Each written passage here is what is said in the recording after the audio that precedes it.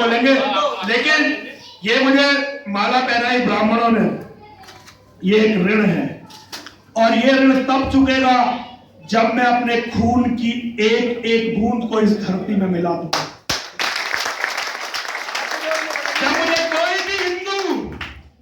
जब कोई भी हिंदू मुझे माला पहनाता है तो मैं मां से, केवल अपनी मां से इतना कहता हूं, मां मुझे सद्बुद्धि देना, और कभी भी सोते हुए भी हिंदू धर्म के दुश्मनों के विनाश का लक्ष्य मेरी आंखों से कभी ओझल ना हो जाए, इतनी सद्बुद्धि मुझे सदैव देना।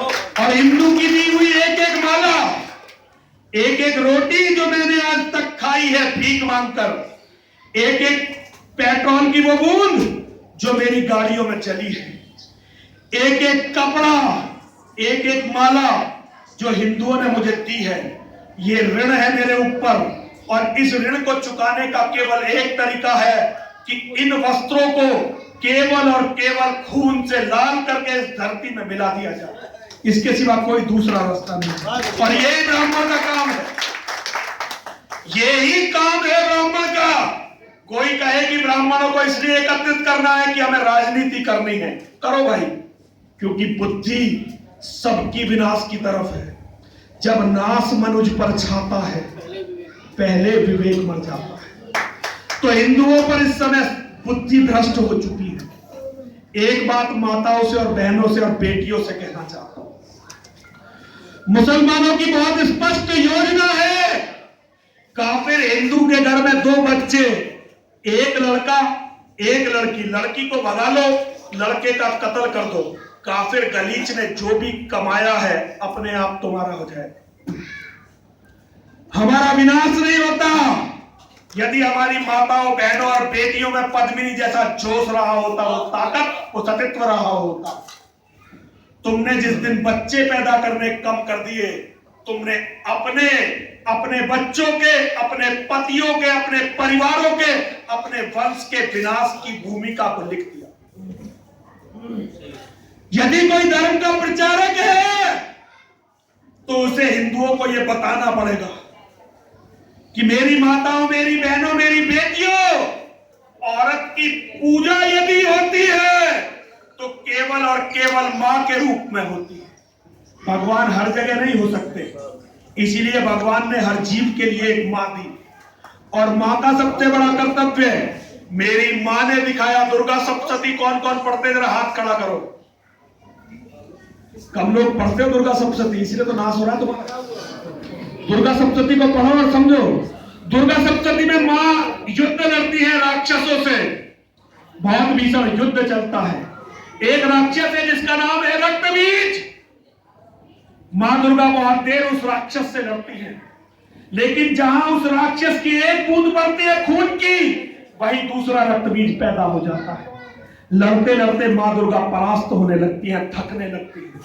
जब थकने लगती हैं तो अपनी प्रचंडतम शक्ति महाकाली को आह्वान करती हैं। महाकाली प्रकट होती हैं और वो जितने भी रक्तबीज हैं न केवल उनकी गर्दनों को काटती हैं, बल्कि गर्दनों से निकलने वाले रक्त की एक एक बूंद को पी जाती है। यही एक मां का कर्तव्य है। मां का सबसे पहला कर्तव्य है अपनी संतान की सुरक्षा करना। बेटे कितने भी बड़े हो जाएं, लेकिन जब तक मां जीवित रहती है बेटा बच्चा बना रहता है। बेटा थक कर कहीं से भी आएगा, बाप कुछ और पूछेगा, पत्नी कुछ और पूछेगी, बच्चे कुछ और पूछेंगे, लेकिन मां कहेगी मेरे लाल बहुत देर कर दी, अरे तुझे भूख लग रही होगी, तुझे प्यास लग रही होगी, मेरे बच्चे पहले बैठ मेरे पास, मैं तेरी हवा कर दूं। ये एक मां कहती है। लेकिन जब से हिंदू औरतों ने मां के कर्तव्य को भुला दिया, कहती है एक बच्चा शेर का तो एक ही बच्चा अच्छा, ऐसे कहते हैं ना आजकल। एक बच्चा शेर का छोड़ो, कुत्ते का भी नहीं होता।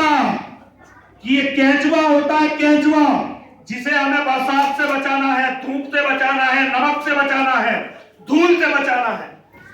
और जब जरूरत पड़ेगी तो वो तुम्हारे लिए प्राण नहीं देगा, तुम्हारी बेइज्जती करवा के मरेगा। वेद में कहा है एक बेटे के होने से तो बेटे का ना होना अच्छा, ये वेद कहता है। और अगर किसी को विश्वास ना हो तो भी जाकर एक सत्यार्थ प्रकाश खरीद लेना। वेद के सबसे बड़े प्रचारक पिछले 200-500 साल में जो हुए, उनका नाम है महर्षि दयानंद सरस्वती। हो सकता है कि हम उनकी विचारधारा से बहुत सारे लोग सहमत ना हो, लेकिन उनके वेद के अध्ययन के बारे में कोई भी चुनौती नहीं दे सकता। तो उन्होंने सत्यार्थ प्रकाश में बहुत स्पष्ट लिखा है कि एक बेटे के होने से तो बेटे का ना होना अच्छा।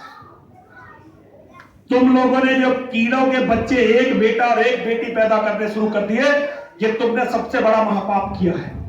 और इस महापाप से केवल जब बचोगे जब ज्यादा से ज्यादा बच्चे पैदा करोगे।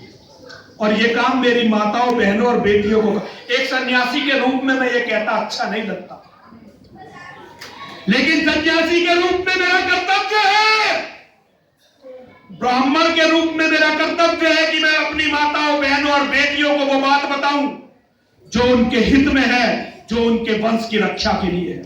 एक बात सब याद रखना, 40 साल से कम के जितने लोग हैं जरा हाथ खड़े करो। इस सभा में वो लोग जो 40 साल से कम के हैं जरा हाथ खड़ा कर दो। एक मेरी बात याद रखना, हाथ नीचे करो।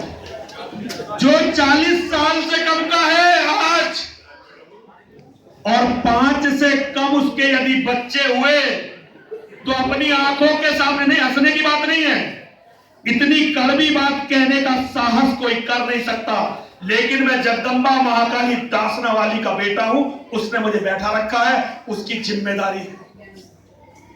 40 से कम के जितने भी लोग हैं, जिसके 5 से कम बच्चे होंगे, अपनी आंखों के सामने अपने वंश का नाश देखकर मरोगे। मेरा जीवन कट जाएगा, तुम्हारा नहीं कटेगा। ये मुसलमान तुम्हारे बेटों को कत्ल कर देंगे और लड़कियों को बलात्कार करने के बाद मंडियों में ऐसे बेच देंगे जैसे इराक में बेच रहे हैं, जैसे सीरिया में बेच रहे हैं, जैसे मिस्र में बेच रहे हैं। और भारत में उन्होंने बहुत करा है इस तरह से। अफगानिस्तान में एक दरवाजा है, उस दरवाजे पर लिखा हुआ है दुख्तरे हिंद, नीला में 2 दीनार, हिंदू की बेटी हमने 2-2 रुपए में बेची। उस दरवाजे को भी तोड़ना है। और कवियों याद रखना, लोग केवल राम मंदिर की बात करते हैं, मेरे मन के अंदर तो सोमनाथ का शिवलिंग बसा हुआ है, जो गजनी की मस्जिदों के सीढ़ियों पर लगा हुआ है। एक दिन गजनी की मस्जिद को ध्वस्त करके भोले बाबा को वापस लाना। मैंने जो भी कहा, पता नहीं सही कहा, गलत कहा, लेकिन सच कहा। आपको पसंद आया नहीं आया ये तो आपकी मर्जी, लेकिन मेरा काम था आपसे सच बोलना। जरा 3 बार मेरे साथ बोलिए।